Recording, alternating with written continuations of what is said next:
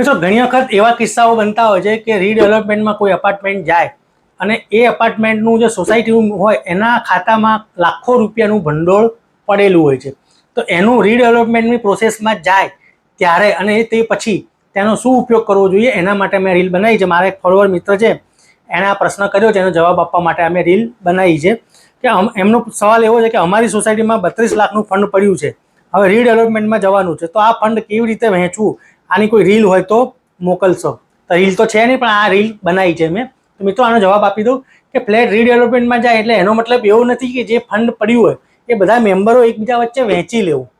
એ extend થાય, આગળ જમા થાય, તમારા બેંકના ખાતામાં જ રહે. તમારે રીડેવલપમેન્ટ કરતી વખતે જે પણ તમારે જે નાનો મોટો લીગલ કે બીજો ટેકનિકલ કોઈ પણ કે કન્સ્ટ્રક્શનને લગતો કોઈ પણ જે ખર્ચો આવે, કન્સલ્ટન્ટને રોકવાનો, સલાહ સૂચન લેવાનો કે બીજા જે પણ ખર્ચા આવે એ તમે રીડેવલપમેન્ટ કરતી વખતે આ ફંડમાંથી ઉપયોગ કરી શકો છો, વ્યાજબી ઉપયોગ કરી શકો છો. પછી આ ફંડ હોય છે એ ફંડ તમારા બેંકના ખાતામાં જ રહે છે.